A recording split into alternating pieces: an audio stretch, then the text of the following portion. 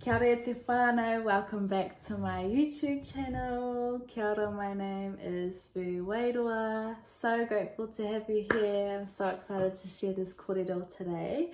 So let's debunk some myths and some lies about the fairies and the fae and the potipairehi and the tūrehu, because there are so many. There are so many different narratives that they have on purpose put us onto to stop us from connecting with the fae, to sever our connection with nature and to sever our connection with the fairies, because that was exactly what they wanted to happen, was we would forget how magical we truly are, that we would forget how connected we truly are to nature. And what they've done is they've used language. For example, when you think of the fairies, when you think of the fae, we all particularly go straight to what they've shown us in Disney movies, in magazines and YouTube like clips. We think of little girls dancing around in these plastic tutus. Which is so beautiful. It's so beautiful to see these beautiful young girls embodying the essence of the fae. But they've made it out to be this make-believe and an imaginary being. That is what they have made it out to be, is that these beings don't exist and that they're not real. And how they've done that is they've called them mythical. They've talked about them in a way that degrades their importance. So there's a phrase that is said a lot of the time, and the people I hear around me saying it say, oh, they're just away with the fairies. But they say it in a way that's degrading who they truly are. They're saying it in a way that's like not a good thing. And when you think of people, when they say fairy tales, like the fact that fairy tales is seen as this imaginary, like make-believe, like non-existent thing, that is exactly what they've wanted you to believe. That's exactly what they wanted you to believe, that these beings aren't real. Unfortunately, that's what a lot of people think. A lot of people to this day think that they are imaginary and that they don't exist and that they're just in these movies and these TV shows for no reason. But where did you think? Where did you think they got these ideas for these TV shows, these movies, and these videos? Ooh. Where did you think they get these ideas from? Because they're actually real. For example, in Narnia, every single one of those beings that are portrayed and shared within that movie is real. When you are able to expand your thinking, expand your awareness, and expand your consciousness, you will realize that everything is possible and everything is infinite. So of course they exist. Of course they exist. And they have so much to share with us. And that's the biggest sadness I feel in my heart. Multiple times over the last couple of years, once I've come back into my fairy essence and within reconnecting with my fairy DNA, the biggest sadness I've felt is the way that they've been spoken about, the way that they've been treated, the way that they've just been cast along to the side as non-existent and make-believe, has made me so sad.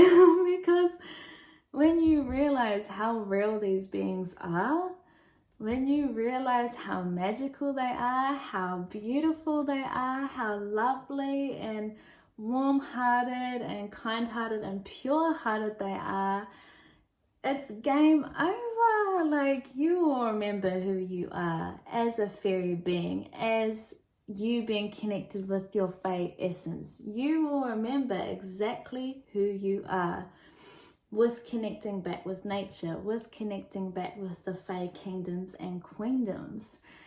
And that is part of my role, is to share what I have been told and what I've experienced and what I've discovered from being very connected with nature, being very connected with the Fae kingdoms and queendoms.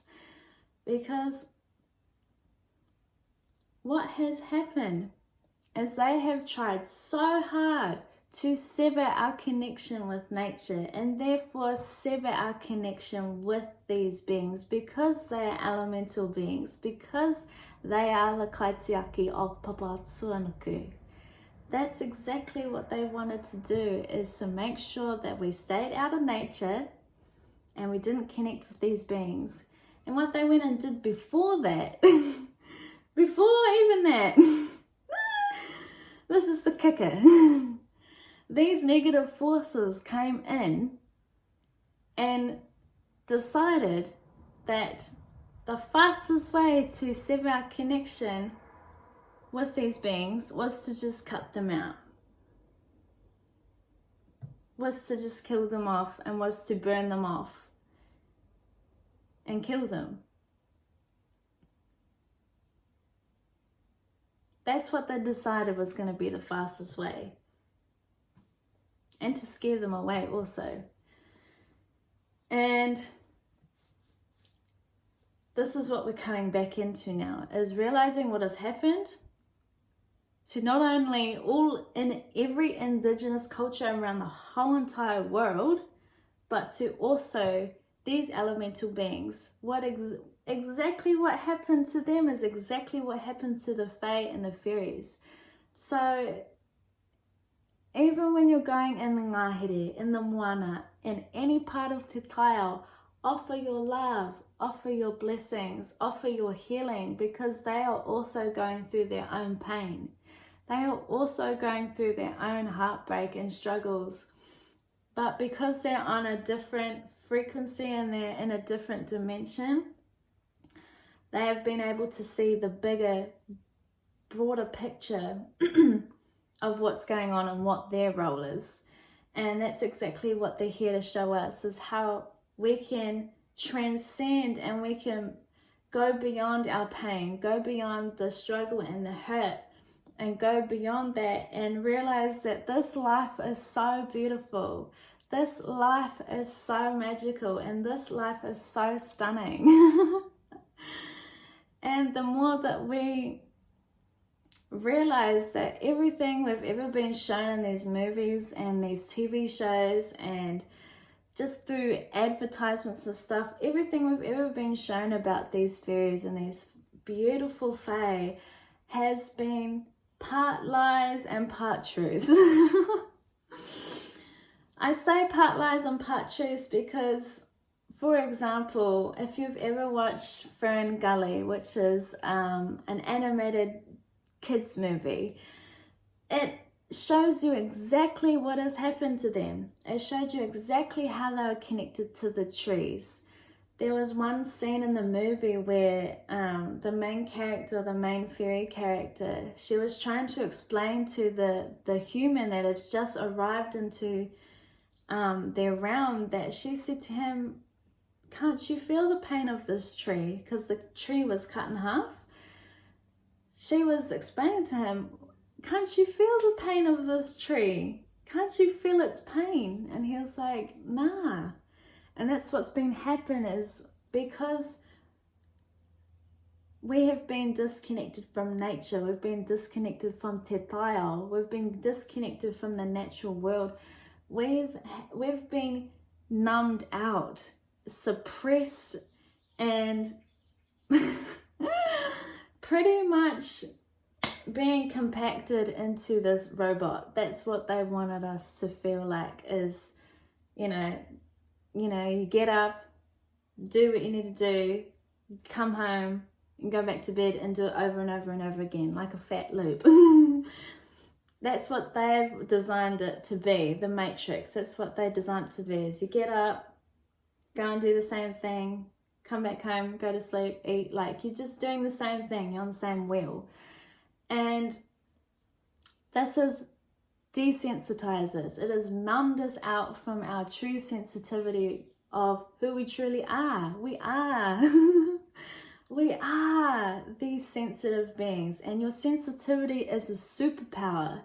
You are so powerful when you tap into your sensitivity, because when you tap into your sensitivity, you are reawakening your senses to the worlds and the realms all around you. Everything around you is alive. I don't really... we hear a lot of people say this. People say this all the time. They're like, oh yeah, everything's alive. But do you really know that everything's alive? Everything has eyes. Everything has senses. Everything is animated into their particular own way of expressing themselves and their own divine expression. Just like I'm expressing myself right now, they express themselves completely different, but in their own way. And that's exactly what they wanted to cut off, is our reconnection to nature and our sensitivity. And that's what I was explaining with the example of within Ferngully, is the human that had just arrived. He'd been shrunk down to her size, who had just arrived into their world, into the Fae realm. He couldn't feel the pain of the tree. He couldn't feel it. And sadly, this is what has happened to many of us, is we have lost our sensitivity. Or for many of us, like myself, I have always been so sensitive. I have always been energetically sensitive, but only now have I learned how to harness it and how to use it to my advantage for the greater good.